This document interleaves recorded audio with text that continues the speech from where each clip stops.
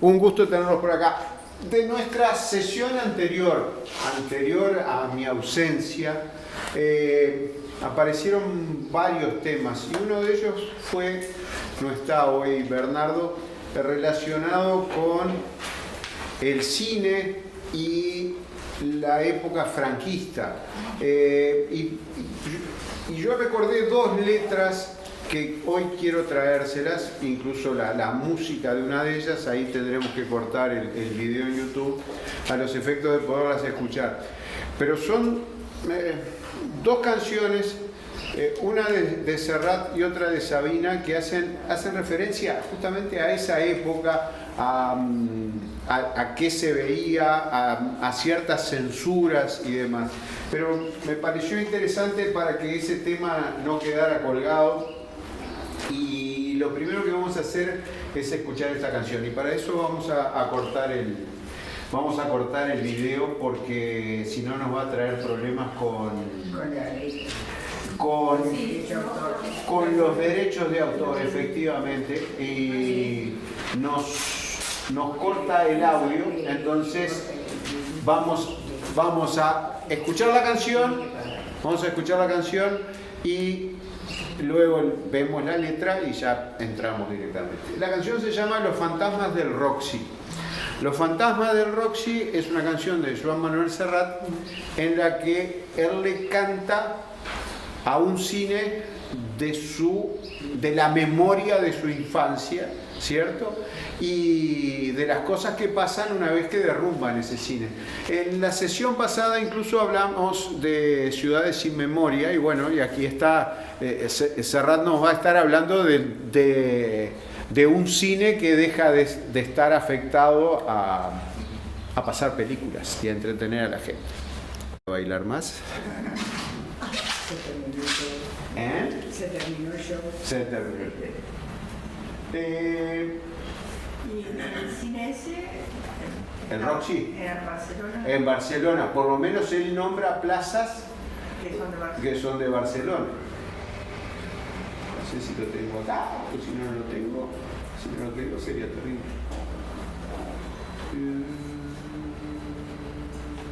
Sí.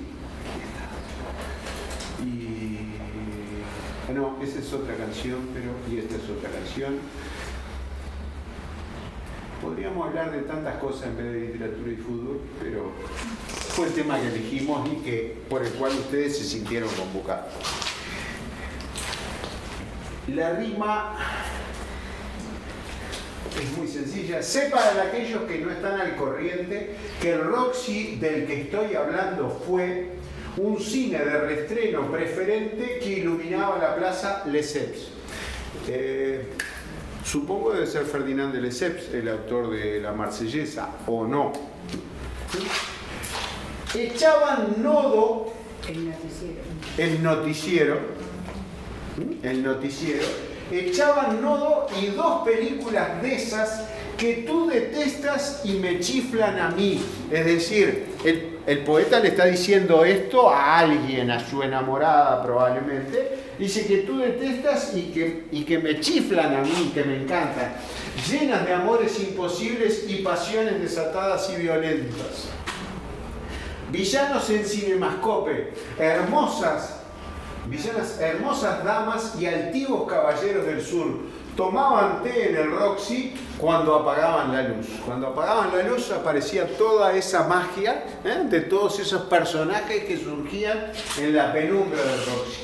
Era un típico local de medio pelo, como el Excelsior, como el Marilán, que a mi gusto le faltaba el gallinero, con bancos de madera oliendo a sotal. No tuvo nunca el sabor del Selecto ni la categoría del Cursal, pero allí fue donde a Laurín Bacal Humphrey Bogart le juró amor eterno, mirándose en sus ojos claros, y el patio de butacas aplaudió con frenesí en la penumbra del Roxy cuando ella dijo que sí. Es una poesía sencilla, no necesita demasiada interpretación, a lo sumo buscar palabras y saber si está en Barcelona, simplemente porque nosotros queremos saber todo concreto. Yo fui uno de los que lloraron cuando anunciaron su demolición con un cartel de Núñez y Navarro próximamente en este salón. En medio de una roja polvareda, el Roxy dio su última función y malherido como King Kong se desplomó la fachada en la arena. Por eso las imágenes que se le cargó de King Kong, es decir, recuerden King Kong subido arriba del Empire State. Y estaban imágenes, incluso en estas que vimos, había imágenes de las dos películas de King Kong, de la original y de la última en color. Y en su lugar han instalado la agencia número 33 del Banco Central. Sobre las ruinas del Roxy juega el Palais El Capital. Pero de un tiempo acá, en el banco ocurren cosas a las que nadie encuentra explicación. Un vigilante nocturno asegura que un transatlántico, si lo digo como Serrat, alargo la A, un transatlántico atravesó el hall. Noten que ni siquiera tiene una métrica el verso como para componerlo, pero él lo arregla con la entonación y el canto. Y encubierta, Fred Astaire y Ginger Rogers se marcaban el Continental. Atravesó la puerta de cristal y se perdió en dirección a Fontana, otra plaza de Vélez. Y como pólvora encendida por Gracia y por la salud, está corriendo la voz, Gracia y la salud, que los fantasmas del Roxy son algo más que un rumor. Cuentan que al ver a Clark Gable en persona en la cola de la ventanilla 2, con su sonrisa ladeada y socarrona, una cajera se desparramó y que un oficial de primera interino sorprendió al mismísimo Glenn Ford en el despacho del interventor abofeteando a una rubia platino, que la que aparecía en la imagen con Glenn Ford es Rita Hayworth. Rita Hayworth, claro. Sí, claro, después de que decimos el nombre, claro. Así que no se espante, amigos, si esperando el autobús le pide fuego George Raft, otro actor, siempre haciendo papeles de malo, de gángster. Son los fantasmas del Roxy que no descansan en paz. Todo esto vino a colación de una pregunta de por qué tantas relaciones que había en una canción de Serrat con respecto al cine, a la Metro-Goldwyn-Mayer y demás. Bueno, esta es una canción de Serrat, del disco Bienaventurados de 1987. Y se rieron cuando hablamos de esta de Sabina. Esta de Sabina se llama Una de Romanos. No muy difundida, no es bailable. En la canción propiamente no se aprecian demasiado muchas cosas, entonces preferí leérselas. Es del Hombre de Traje Gris de 1988. Es decir, noten que una canción era del 87 y del 88. Son dos carreras que van muy paralelas después de que se agrega Sabina, ¿no? La carrera de Serrat venía desde mucho antes. Y se llama Una de Romanos. Y el narrador, así de arranque, nos dice: ¿has visto un ciclo en televisión del cine en tiempos de Franco? Que se me fue acá. ¿Has visto un ciclo en televisión del cine en tiempos de Franco? Le está preguntando a alguien, así en forma abrupta, ¿no? Es decir, me está preguntando a mí que lo estoy escuchando. Es una canción para escuchar, no es una canción para hacer estas dotes bailables. ¿Has visto eso? Yo soy aquel chaval, yo soy aquel muchacho que creció en la fila de los mancos. Ahora nos va a explicar por qué de los mancos. Porque si un dedo acariciaba una pierna, un cuello, un sujetador, un brasier, un sutién, bramaba la temible linterna del acomodador. Es decir, ¿qué ocurría? En la oscuridad del cine habían manos que no podían actuar. Ella tenía 14 abriles en canal, al desnudo, tenía 14 abriles a flor de piel. Sobre las rodillas, Rebeca para disimular. Saquito abierto, eso, sobre las rodillas. ¿Para disimular qué? cualquier otra cosa que estuviera pasando debajo de las manos. Ella tenía 14 abril en canal sobre las rodillas, Rebeca, para disimular aquel sabor a chocolatina, piel, saliva y sudor. La carne de gallina me pone en el corazón. En pantalla, acá hay un cambio de ritmo en la canción, ¿no? En pantalla Dalila cortaba el pelo al cero a Sansón. Yo creo que sería a cero, ¿no? A cero. Y en la última fila del cine con calcetines aprendimos, tú y yo, ese tú tendría que ir con tilde, juegos de manos a la sombra de un cine de verano. Juegos de manos siempre daban una de romanos.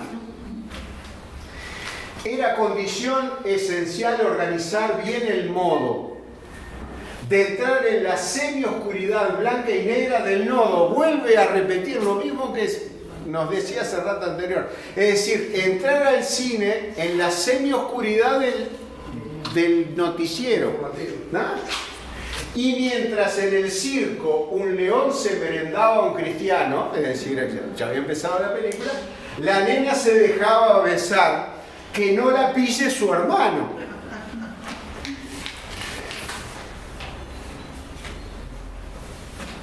Si estrenaban Cleopatra y pedían el carnet, si estrenaban una película y pedían el carnet, yo iba con corbata y pomada que cura el acné. Hasta que aquella bici de mi niñez se fue quedando sin frenos. La metáfora para decir que pasó ese tiempo. Se le quedó sin frenos esa bici de la niñez. Y en la peli que pusieron después, nunca ganaban los buenos. Cambia el cine. Y mientras en pantalla prendía fuego a Roma Nerón, contra la última valla del cine y en calcetines aprendimos tú y yo juegos de manos a la sombra de un cine de verano. Y termina la canción con un verso descolgado. Dice, hoy que todos andan con video porno americanos, para ver contigo me alquilo una de romanos. Es decir, porque tú te habías reído que fantaseaba y se erotizaba con aquellas imágenes que le traía la película que estaba bien. Si hay una característica general, es que toda generación, la nuestra, la de nuestros padres, la de nuestros hijos y la de nuestros nietos, va a pensar de que inventó el erotismo. Quedémonos tranquilos que eso va a seguir existiendo así, ¿sí? Entonces, en esta canción, el poeta, verdaderamente lo extraordinario es que vincula sus primeros escarceos amorosos en la semioscuridad del cine con la película de Romanos y lo vincula con su relación actual con su pareja. Termina diciéndole, para ver contigo me alquilo una de Romanos, de la misma forma que había empezado. ¿Has visto un ciclo en televisión de cine en tiempo de Franco? Es decir, probablemente la chica con la que él esté no sea haya vivido esa época. Entonces le está diciendo, ¿has visto eso? Bueno, me pasaba esto. Y por eso es que alquilo esta. Bueno, estas simplemente eran dos canciones de dos poetas contemporáneos españoles que nos traen un poco a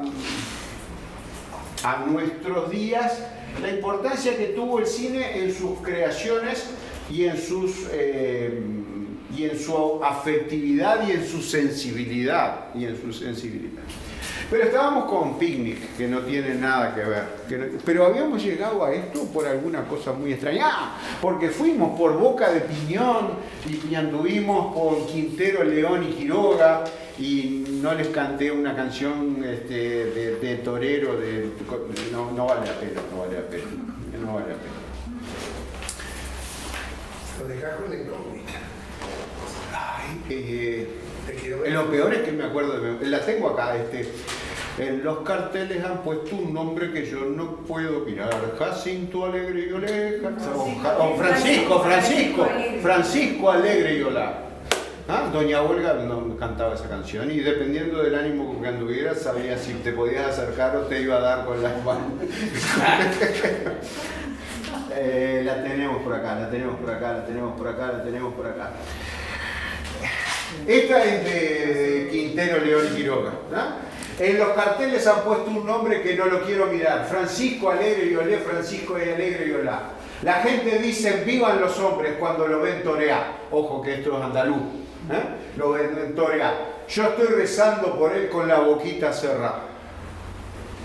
Desde la arena me dice niña morena, ¿por qué me lloras, carita de emperadora? Dame tu risa, mujer, que soy torero andaluz y llevo al cuello la cruz del sur, la cruz de Jesús que me diste tú. Siempre pensé que era cruz del sur hasta que lo vi escrito ahí, era cruz de Jesús. Lo que pasa es que esto se deforma oralmente. Francisco Alegre, corazón mío, tiende su capa sobre la arena del redondel. Francisco Alegre tiene un vestido que con un te quiero que entre suspiros yo le bordé. Y Torito Bravo, no me lo mires de esa manera, deja que adorne sus rizos negros con tu montera. Torito noble, ten compasión, que entre bordado lleva encerrado Francisco Alegre y olé mi corazón. Bueno, y estas eran las coplas en las que tanto Serrat como Sabina, así como esos cines de barrio, abrigan esa sensibilidad artística y esas cosas que nos están contando. Pero estamos muy lejos de eso, estábamos en la número 4 que bajaban a la playa. Ahí llegué justito. Están con el asado casi pronto. ¿Qué página es lo que dice? Ya no tengo problema en la mano, muchas gracias, señora. ¿Quién era que decía por qué repartía letras? Yo. Miren las que volvieron.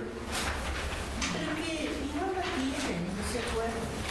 No creía que no la tienen. ¿Y qué problema hay? Yo los trato así, les doy de más. Así esa malcriada la gente. Lo dice con una experiencia. Nadie piensa, nadie se molesta. Lo dice con una experiencia. 68, 69.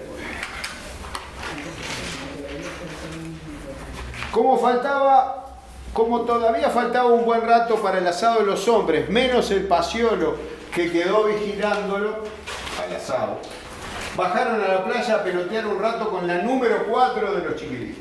Explicamos que la número 4 no era la pelota profesional. Bajan con la pelota. ¿Lo encontraron? Sí. Sí, lo encontraron. Bajó con la número 4 de los chiquilines. A los 10 minutos había como 40 tipos jugando y alguien propuso armar partido. Repito, esto es algo muy común. Nos ponemos en el portezuelo, en Punta del Diablo, en Pocitos, donde sea. Tiramos una pelota y al rato hay dos que se arrimaron a mirar, entra, vos sacate la camiseta si venís para este lado y se arma un partido. Los que tienen camiseta contra los que no tienen camiseta, la forma que sea.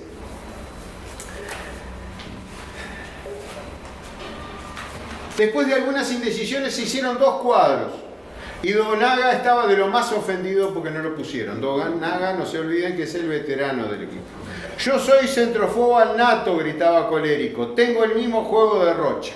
Rocha, ¿a quién se está refiriendo? A Pedro Virgilio Rocha. Pedro Virgilio Rocha. No traje ninguna foto de él, lo cual es un sacrilegio. Verdaderamente perdí la oportunidad brillante de mostrarles a Rocha, a los que no lo conocieron. Murió hace relativamente poco. El verdugo. Es decir, ya estamos entrando en una época. El verdugo anterior había sido Hover, Juan Eduardo Hover. Pero estamos entrando en una época donde los nombres mágicos de los jugadores, su forma de juego y sus apelativos, sus apodos, nos llegaban a través de los relatores de fútbol. Es decir, sabíamos más de esa gente que del que teníamos al costado nuestro, ¿no? Probablemente. Bueno, voy a compartir internet, que no me acuerdo cómo era. Sí, ya está. Todo esto queda grabado, qué horrible. Y yo diciendo que no lo sé. Punto de acceso fatal. Así les puedo mostrar una foto de Pedro Virgilio Rocha, la hermosura de muchacho al cual nos estamos refiriendo. El libro dijimos que había sido editado en el 69. Pedro Virgilio, no se olviden, Virgilio, quien acompaña a Dante en su recorrida. La foto tradicional era esta. A ver si están de acuerdo. Justo con el fallecimiento y no tiene foto. Marchado. ¿Con qué camiseta? Con la de Peñarol. Entonces pero toda una tarde. Entonces, ¿qué? Pero era una parte. Bueno, vamos a buscarlo con la camiseta de Uruguay.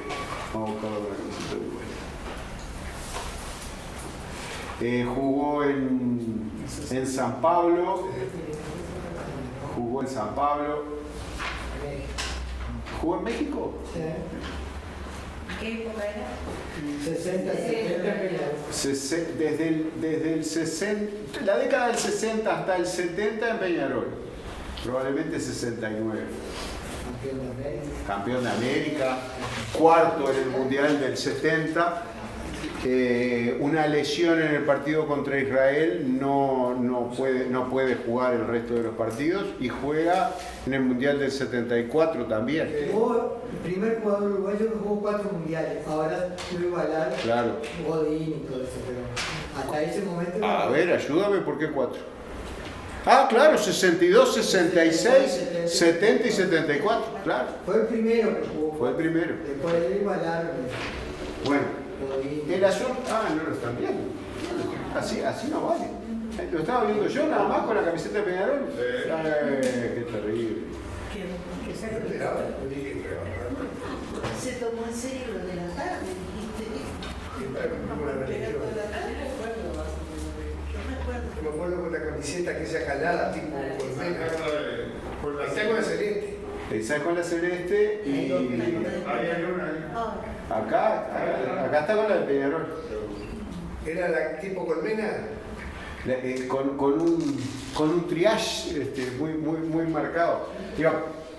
Un jugador, un físico excepcional, un gran cabeceador. En la final del 66 contra River Plate hace el cuarto gol de cabeza cambiándola de palo, es decir, un gran jugador. Lo interesante es que en esta versión el autor pone Rocha, es decir, corrige su... Recuerdan que este cuento había sido publicado en la revista Lunes en el año 57, habíamos llegado. ¿Sí? Ahí está. Y... no sé cómo hacen para seguirme con todos los cambios de ritmo que yo hago, pero yo les agradezco muchísimo, porque estaría muy solo si no.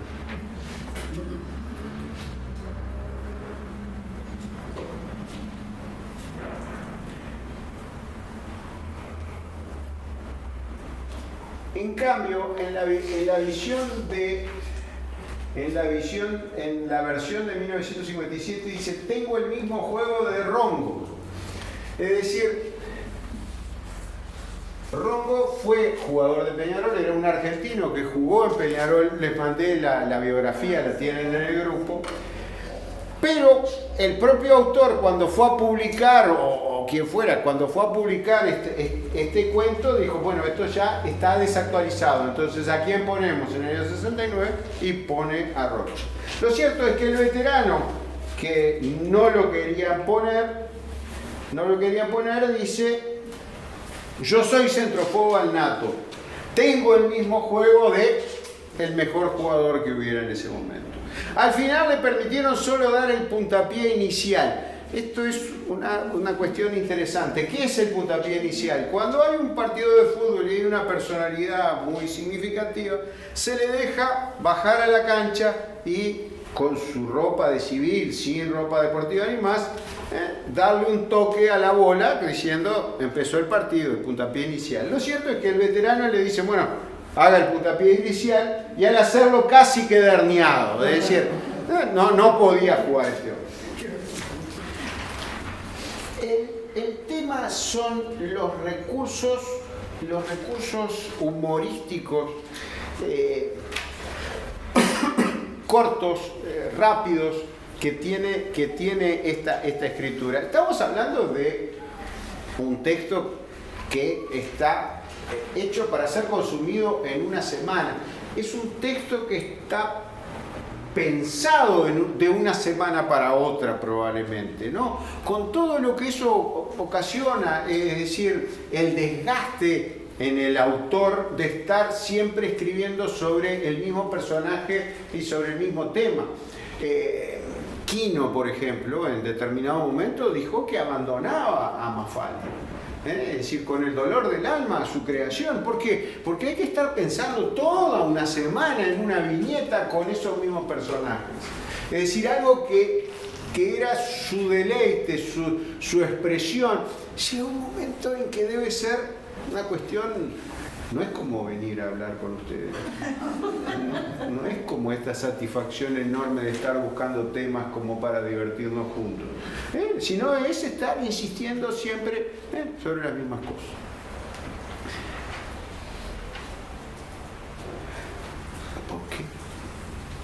¿Por qué? Don Seba actuaba de juez. Don Seba es el suegro del flaco y tiraba en forma descarada para el cuadro del Cleanto y del Melandrio. Es decir, tirar, un juez que tira en forma descarada y que favorece descaradamente a este equipo. Que, dicho sea de paso, no agarraban una. Los dos jugaban de backs. Atrasado el flaco, es decir, los dos jugaban en la última línea, el flaco más atrás.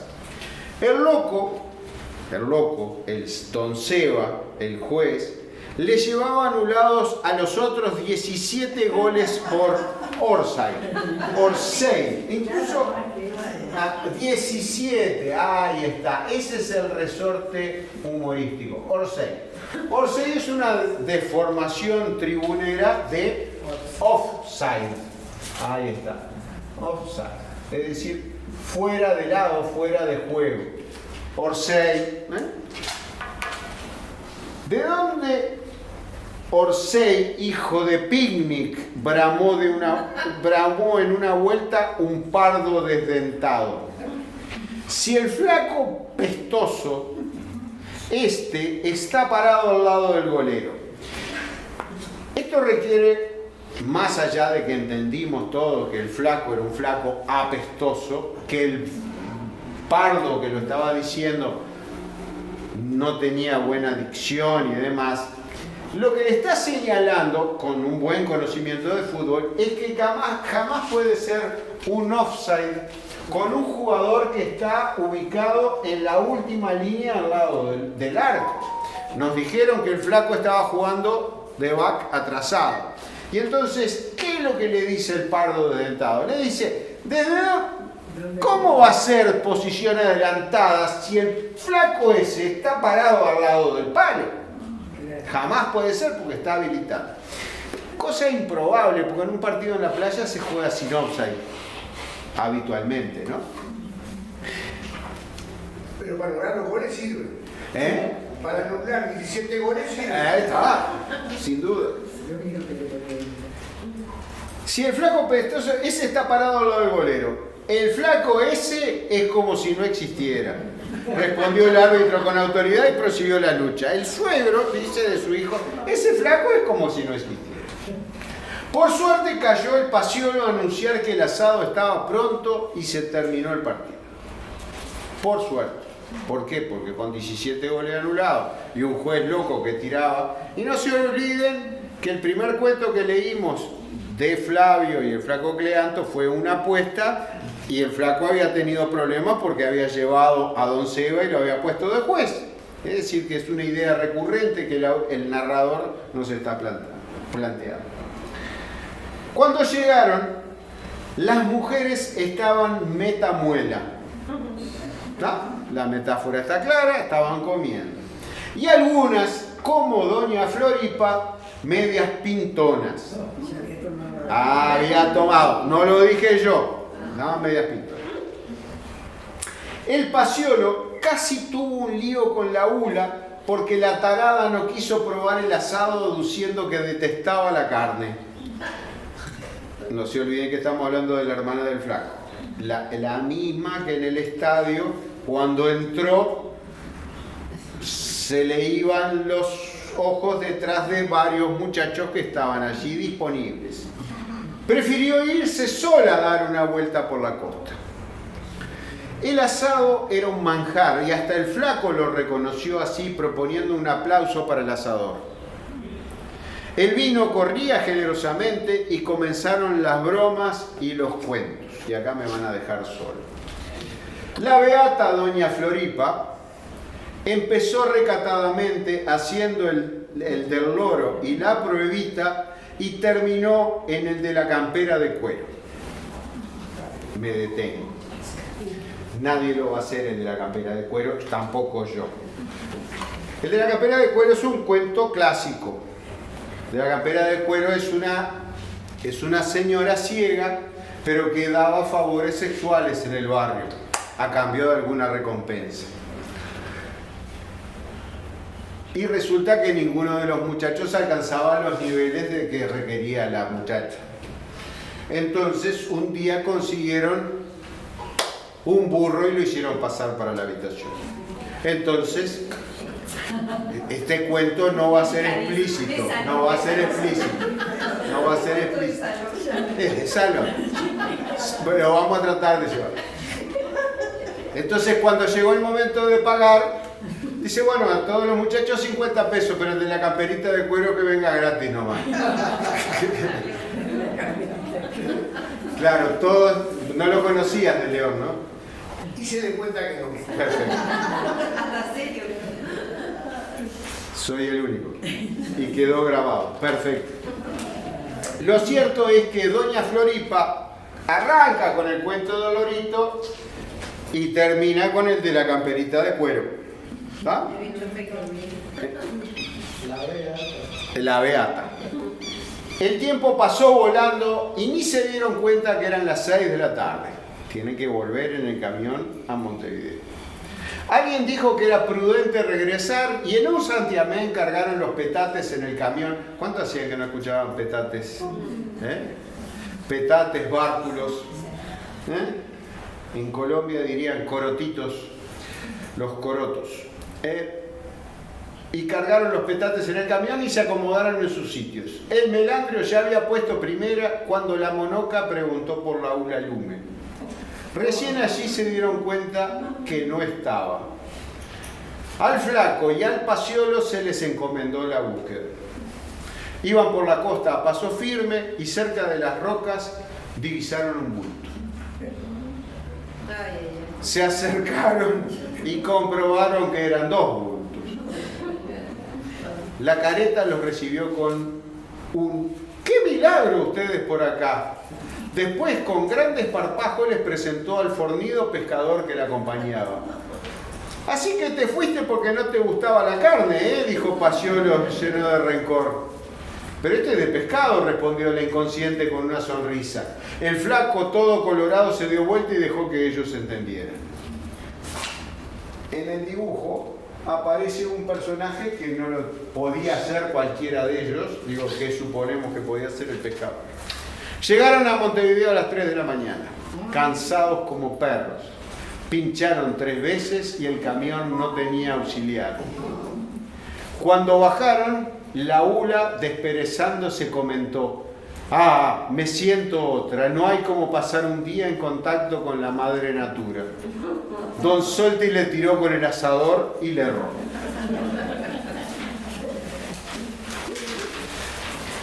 Y terminamos con Flavio en lo que respecta al menos a fútbol.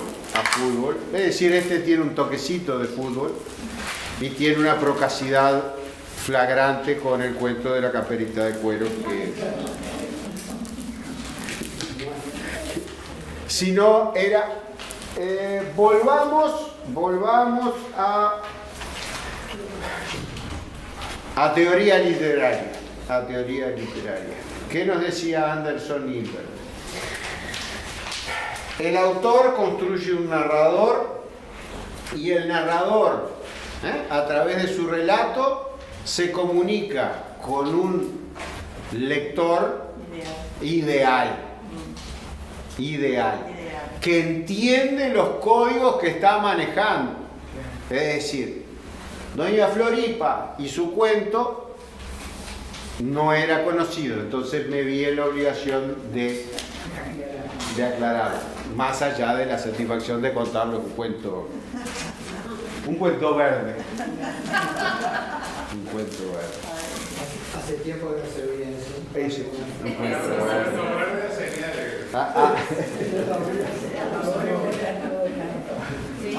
Ayer fui convocado. Son dos hojas. Ayer fui convocado por Marciano Durán para hablar. Ya venimos en 2 semanas. La semana pasada fue sobre azul y ayer fue sobre verde. Y bueno, y el verde y Maldonado, ¿no? Desde Punta Ballena para abajo. Y con lo que terminé fue, bueno, y nuestros jóvenes que probablemente no conozcan lo que era la franja verde. La franja verde, es decir, en los cines, que tuviera una franja. En la televisión teníamos códigos de censura, es decir, Sabina nos hablaba de censura en la época franquista. En la televisión teníamos, en la esquina izquierda teníamos 1, 2 o 3 rayas. Son 2 hojas.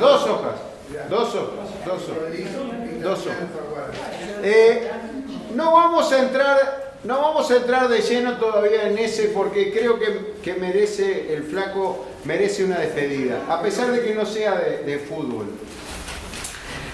¿Saben jugar al truco? No saben. ¿Saben? Sí. Saben que se hacen señas y demás. Bueno,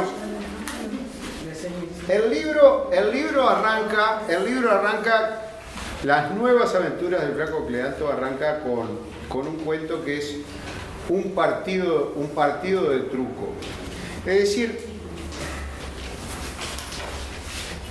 y nos aclara el autor, ¿no? Dice, esta carta fue escrita por el flaco Cleanto el 28 de marzo de 1965. Para evitar suspicacias, el interesado aclara que en esa época no mantenía relaciones con la monoca. Mentira, si lo leímos en el 57 y ya estaba de novio con la monoca, pero no importa. Es decir, y él le escribe a una señorita que se llama Copelia. Dice, mi querida señorita Copelia, todo lo destinado a obrar en los corazones debe salir del corazón. Con él le escribo, señorita Copelia, pretendiendo llegar al suyo. ¿No se imagina usted con cuánta tristeza improviso esta mi primera epístola que debió hablar de amor en la más amplia acepción del vocablo y que tiene que conformarse con ser una simple carta explicativa que justifique esta actitud mía que a usted tanto la ha desconcertado? No crea, por favor, que mi proceder fue obra de un improntus. Habla con palabras elevadas. No fue algo... Todo lo contrario, señorita Copelia. Si pudiéramos volver atrás y se me presentara nuevamente la misma situación, le juro que volvería a actuar de la misma manera. ¿Se queja usted de que me fui sin despedirme? Como para despedidas estaba yo en momentos en que su padre pugnaba por acogotarme. Si huía mansalva y despavoridamente, lo hice en defensa completamente propia.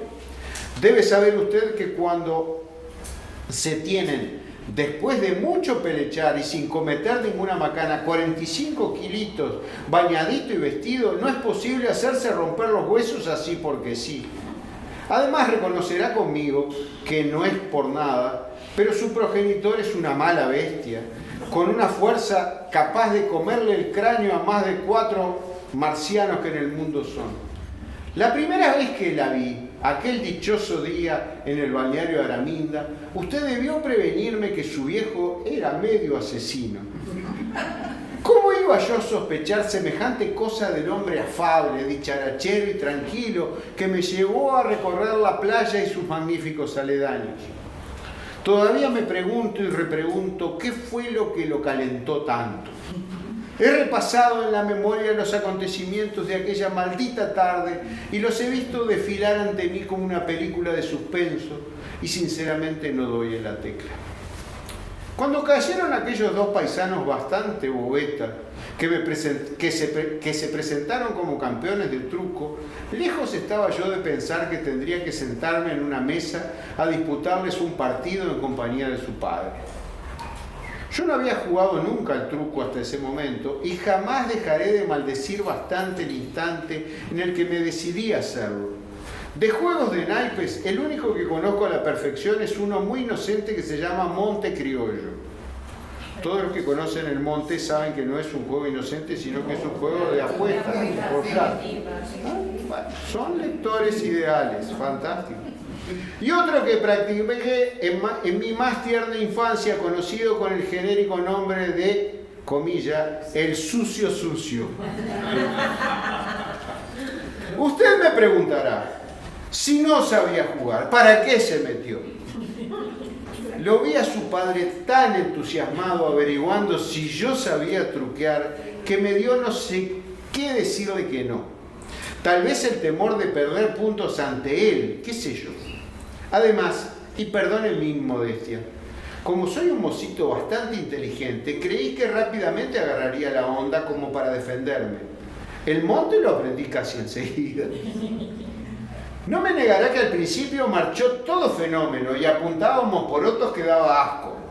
Quiere decir que iban anotando porotos. Esto era una práctica bastante común antes de que subieran los porotos, de que se anotaba con porotos.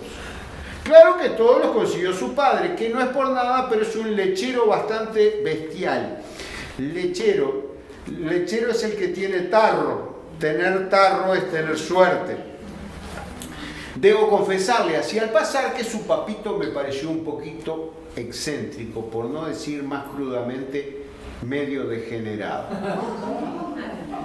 El truco tiene señas. El truco tiene señas. Tener determinada carta implica guiñar un ojo. Otras cartas significa fruncir la nariz.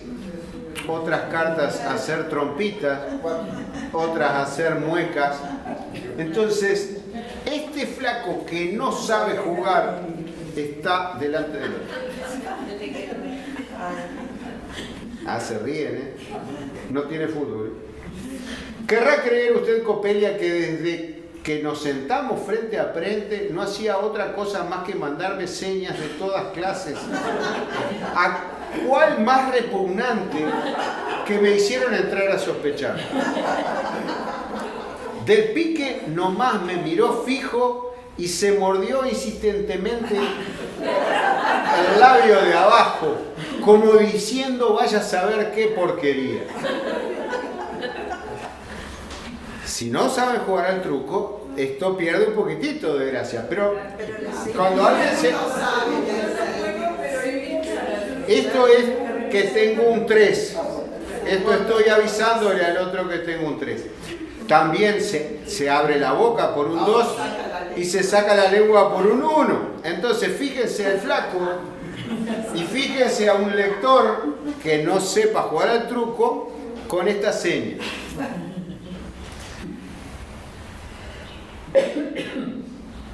Ahí me entró una duda, pero cuando me hizo una guiñada y me dijo textualmente, comilla, venga a mí, la duda se disipó por completo. Le juro que me quedé como clavado en la silla. Venir a mí significa no juegues ninguna carta buena que yo levanto. Pero eso no fue nada comparado con lo que vino después. Me da calor confesarlo, no por mí, que al fin y al cabo soy un hombre hecho y derecho, sino por usted, que es casi una niña. Su padre, aunque le parezca mentira, me tiró unas trompitas. Para ser más exacto, 3 trompitas, casi seguidas, que me hicieron arrebolar la cara de vergüenza. ¿Se da cuenta, Coppelia? ¡Qué descaro! Y delante de los gauchotes aquellos. No vaya a creer que allí terminó todo. En una vuelta me pidió nerviosamente que la hiciera ver, para pedirme más adelante que le jugara una puntita. Es una forma coloquial que se usa en el juego para mostrar el juego, ¿sí? Y no contento con eso, cuando se dio cuenta que nadie lo miraba, levantó sus cejas como diciendo ¿Y? Le juro que no sabía qué hacer, señorita Coppelia, y no atiné más que a cerrar los ojos. Cerrar los ojos significa no tengo nada. No tengo nada. Pero el muy desfachatado agregó, pero el flaco este no tiene nada. Si usted piensa un poco, recordará mi turbación de aquel momento, y si no me levanté indignado, fue porque uno de los contrarios, que creo que se dio cuenta y quiso disimular, se mandó un versito que tuvo la virtud de actuar como un sedante en mi espíritu. Decía más o menos así: lo que veo en esa cuerda no es otra cosa que un nudo, y ese nudo me recuerda decirle al que está a mi izquierda: tengo flor, flaco lanudo. Yo ya había logrado serenarme bastante y no miraba a su padre ni que vinieran degollando. Y así, querida Coppelia, hasta que usted me dijo delicadamente con esa voz completamente argentina: pero qué mal anda Cleanto hoy, no ha cantado ni una flor, ni envido, ni nada. Y a mí aquello me tocó el amor propio, y más cuando su padre declaró: ¿qué va a cantar este idiota si es un desgraciado? Yo me di cuenta que hablaba así de despecho, y para darle por la trompa empecé: como flor es flor de flor, y a que rajen los convido, pues como soy buen cantor, voy a tener el honor de cantar también envido. Si usted canta, después de que cantó flor ya no puede volver al envido. Ahí el compañero lo agarró el pescuezo. ¿Recuerda, divina Coppelia, que allí fue donde se armó la podrida? Me imagino que usted le dará la razón a él, pero debe reconocer que el maricón de su papito no tenía ningún derecho a prendérseme del pescuezo obligándome a sacarle la lengua. Le repito que no sé por qué lo hizo. Si la causa de su bronca fueron mis versos, sepa usted que si bien no soy ningún Espronceda, no va a venir a un asqueroso e indocumentado como su padre a enseñarme lo que es poesía. Perdóneme, Coppelia, pero no puedo seguir escribiendo. La herida que tengo en el cardio mío sangra cántaros y no la cicatrizo ni con carnicera, con yerba carnicera.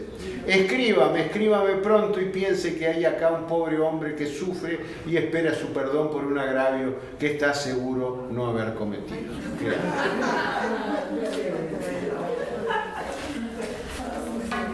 No tenía fútbol, no tenía nada de literatura, pero tenía un verso gracioso. No tenía un verso gracioso. El cuento que ustedes tienen ahí es un cuento de Saccheri. Dejamos para adelante, no vamos a volver al flaco, tenemos algunas otras tapas. Tenemos algún revista lunes 12 de septiembre de 1960.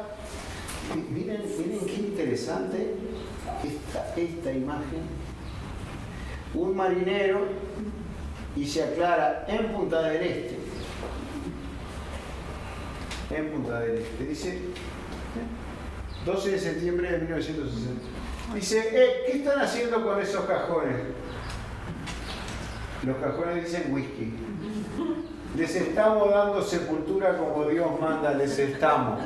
Es decir, fue siempre una tradición que a nuestra bahía llegaba mercadería que había que ocultarla Hasta los 20. y entonces en esta revista Lunes, en la cual aparece una nota del Flaco Quirante, una nota de actualidad. ¿Qué están haciendo con esos cajones? Les estamos dando sepultura como Dios manda, les estamos. Los cigarros Benson. Los cigarros Benson, pantalones vaqueros. Medias también. La crisis del Congo, es decir, la crisis del Congo en aquel momento que deja de ser colonia y pasa a ser independiente. A Lumumba le dan un golpe de Estado, lo ponen preso, interviene la ONU y un cartel de la Juventud Comunista, no tocar la Katanga, que era una provincia, ni el Congo. Y la pareja que pasa y el muchacho que mira sobre el hombro el cartel, no tocar, ¿no? No tocar. No hay que explicar. Pero, bueno, esas simplemente imágenes de esa misma revista Lunes a la que estábamos haciendo referencia.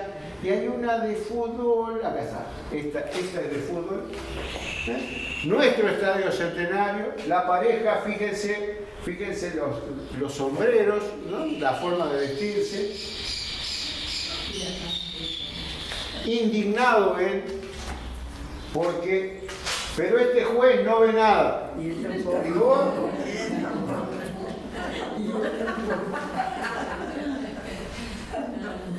Y la parejita está haciendo ojitos, está haciendo ojitos de la mano, y quejándose del juez que está allá en la cancha. El fútbol actuando como ese depurativo en el ánimo y distractor de las masas mientras ocurren estas pequeñas historias individuales. Hay mucho más de Cleanto, hay más en el libro, hay más en las... particularmente es muy interesante, es el flaco acompaña al Mela, el Melandrio. Al Melandrio lo dejó su esposa, y lo que más extraña, cómo hacía la buceca. Entonces va a probar en las diferentes cantinas las diferentes bucecas, y el flaco es su compañero de andanzas. Un asunto misterioso. Jornada de terror. En un día de apagón el flaco va caminando por el Montevideo de los 60, y de un zaguán sale uno y le dice, no se queda con el finado un rato, dice que tengo que llamar a la empresa de pompa fúnebre. Y entonces el flaco entra a oscuras, tanteando en las diferentes puertas, y se sienta al lado de una cama donde hay un finado. Y resulta que el finado en determinado momento se para, porque se había equivocado de pieza. El finado que estaba acostado estaba esperando que le trajeran un cajón, pero un cajón era una encomienda que venía en la onda, y entonces cuando el flaco sale, el que venía con la cochería para el cajón lo mira con cara de pocos ánimos, y en ese momento entraba el otro con el cajón. Es decir, una lectura costumbrista, con mucho doble sentido, con mucha doble intención. En esa época nosotros nos pensábamos que todos nuestros mayores eran santos y puros, consumían este tipo de humor, consumían este tipo de bromas, esperaban este tipo de lecturas como para sobrellevar la semana, porque la propia revista Lunes tenía esa característica que era... Salieron lunes, ¿no? Desalúnese con lunes. Desalúnese con lunes, y revista especialmente dedicada a suavizar el día más áspero de la semana. El día más áspero de la semana. Muchas fotos, una columna de Montevideo, qué lindo te veo. Esta es la caja de jubilaciones, entonces hablando de los problemas de la caja de jubilaciones. Esta que no tiene desperdicio, un caballo pastando delante de un arco de fútbol. Montevideo, qué lindo te veo. Hace un tiempo esta foto habría sido una irreverencia. Estamos hablando del 5 de agosto de 1957. Hoy nos faltará quien la tome como una aguda sátira para el deporte en desgracia. 1957. Para lejos de esas posiciones extremistas, esta es una nota gráfica de futuro. Ha sido tomada con un teleobjetivo temporal, made in lunes, y vaticina a dónde irán a parar las cosas en el más popular de los juegos con pelota. En el Montevideo del año 2000 ya no se hablará de Míguez y de Ambrois, eran jugadores de la selección uruguaya de fútbol y de Peñarol los dos, ni del seleccionador único. El estadio nunca terminado, el Estadio Centenario nunca terminado, será una ruina romana para solaz de los turistas, y nuestro país solo se conocerá en el mundo por la canasta uruguaya, por el juego. A nadie le extrañará entonces que entre esos tres palos, donde quizás 50 años antes sonó la voz del Canario Paz, el arquero de Nacional, en uno de sus potentes de jala, el equino almuerce insensible a las viejas glorias. Parece pesimista, pero puede ser verdad. En el Montevideo del año 2000 esto sigue pasando, del 2000 y del 2025, y sin embargo también se sigue jugando al fútbol. El telecampeón estaba después de la canción Montevideo de Lindo Montevideo y pasaba cosas. Sí, estaba. Parece mentira las cosas que veo. Parece mentira las cosas que veo por las calles de Montevideo. Que era de Jaime Ross. El cuento que ustedes tienen no tiene nada que ver con esto. Salteamos, nos vamos al fútbol, pero nos vamos a un fútbol. Nos vamos a un fútbol muy íntimo, nos vamos a un fútbol de pasión. Y nos vamos a un fútbol de pasión dividida, a nivel de padre y de hijo. Se llama El cuadro de Raulito. El cuadro de Raulito. Pensé mucho en este cuento. Hace poco tiempo atrás, por alguna de cosas del pasado reciente. El cuadro del Raulito. Sacheri no necesita presentación, ya hemos hablado mucho de él, vamos a disfrutar del cuento. Él decidió de entrada nomás dejarlo en libertad. Él decidió, no sabemos quién. Tenía la idea de que los amores no se imponen, ni siquiera se eligen. Pensaba que en todo caso eran los amores los que optan, los que se le imponen a uno. Por eso, con cierta prescindencia fatalista, pensó que si tenía que ser, sería, y que si no, era inútil gastar pólvora en chimangos. Estos cuentos así, yo sé que hay mucha gente que no les gusta. ¿Y quién es? ¿De quién me está hablando? Gastamos todo un párrafo en amores, en alguien que no interviene en el amor del otro. No le fue fácil, sin embargo, sobre todo cuando en sus narices otros rivales se lanzaron a tratar de convencerlo. Le costó sobreponerse y aceptar sonriendo a tíos y primos y cuñados y amigos y vecinos, tentándolo al Raulito, ofreciéndole camisetas y pelotas y gorritos a cambio de promesas de fidelidad a sus propios cuadros. Vamos armando la historia. Es al Raulito al que se lo quisieron comprar, llevar, y ahora volvamos al primer párrafo. Él decidió de entrada nomás, quiere decir que cuando nació el Raulito, dejarlo en libertad. Tenía la idea de que los amores no se imponen, ni siquiera se eligen. No le fue fácil eso. Fantástico. Tampoco dijo nada cuando sorprendió a más de uno de esos buitres futboleros enseñándole al chico los cantitos de la cancha, instruyéndolo subrepticiamente en las rivalidades históricas, ensalzando las hipotéticas virtudes de los unos y vilipendiando las supuestas taras infames de los otros. No se metió. Él lo dejó. Un poco por esa resignación que era tan suya. Y otro poco porque a veces en sus días tristes sospechaba que tal vez fuese mejor así, que la cadena de afectos inexplicables se cortase con él, sin involucrar a su hijo. Y ahora tenemos la certeza. Raulito es su hijo. Y que la cadena de afectos inexplicables la devoción y adhesión a una determinada divisa futbolística terminara con él.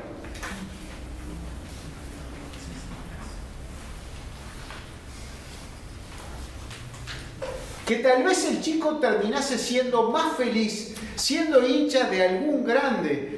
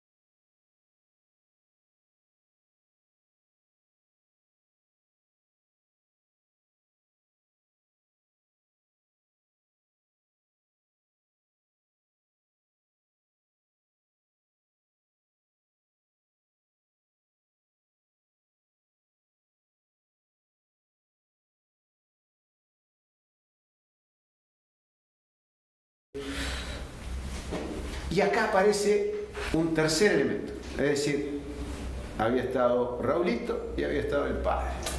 Y la madre juega un papel fundamental. Cuando su mujer salió al patio, extrañada de que su marido siguiese al sereno en el atardecer frío del otoño, lo encontró llorando a él también. Pero unas lágrimas más gordas, densas, de esas que abren surcos pegajosos en su camino, de esas que uno llora cuando está demasiado feliz como para sencillamente reírse. ¿Se puede saber qué les pasa?, preguntó la mujer confundida. Él la miró sin preocuparse siquiera de ocultar sus lágrimas. Hace un rato que el Raulito entró a su pieza y dio un portazo y me dice que no quiere que entre y se lo escucha llorar y llorar como loco y ahora salgo y te veo a vos también moqueando. ¿Me querés explicar qué cuernos pasa? Quiero poner el tono de mujer. ¿Qué quiere entender? ¿Qué quiere entender? El hombre la consideró con benevolencia. ¿Qué otra cosa podía hacer? Intentar explicarle. ¿Cómo? Se conformó con mirarla mientras seguía sintiendo el fluir del tiempo en el gotero de cristal de ese momento indestructible. Fluir el tiempo en el gotero de cristal de ese momento indestructible. Miren que este hombre escribe. Miren que este hombre escribe, aparte de ser hincha independiente, de que le guste el fútbol, escribe. Gotero de cristal de ese momento indestructible. Es decir, ese momento que él está viviendo, bueno, aparece un tercero al que le achaca algo. Y, bueno, ¿qué hago? ¿Le explico? ¿No le explico? Seguro que le ganaron a River y vos lo cachaste al niño, ¿no? Al chico. Seguro que te la agarraste con el nene, ¿no? Ella lo miró con gesto de severo reproche. Semejante grandulón, ¿no te da vergüenza? No, Graciela, no le hice nada. Si River ganó 3-2. Al chico no le dije nada, te juro, respondió con calma, desde la cima de su paz, de la paz reconquistada. Pero entonces no entiendo nada.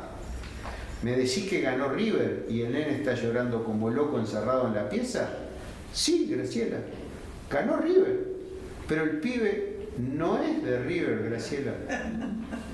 Y se sintió reconciliado con la vida, eufórico, agradecido, emocionado, dueño legítimo y absoluto de las palabras que iba a pronunciar. Dueño legítimo y absoluto de las palabras que iba a pronunciar. El tipo está centrado, lo que va a decir es de él.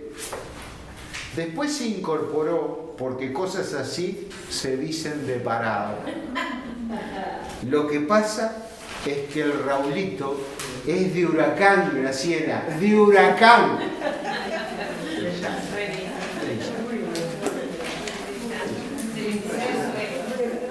Vuelvan al primer párrafo cuando tengan tiempo y mírenlo cómo el narrador arranca la narración.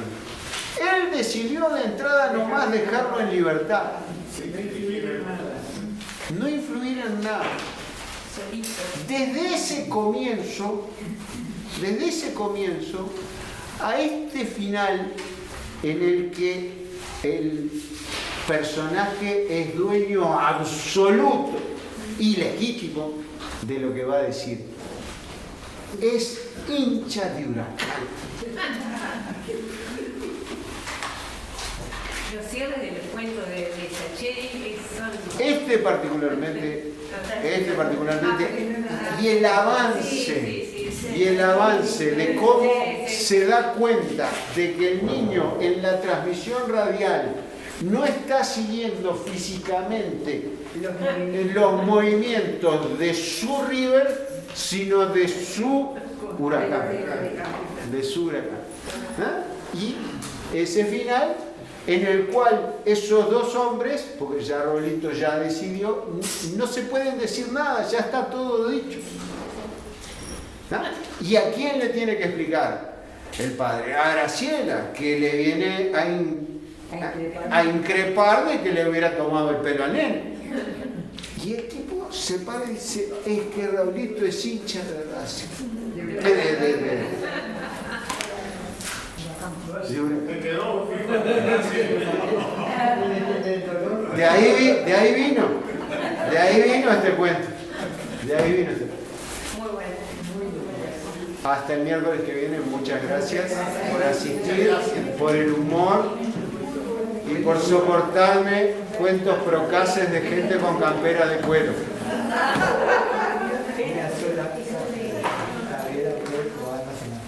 Javier, Pateco, Android, Juan. Estoy 90%. Decilo ahí. Me parece muy bien.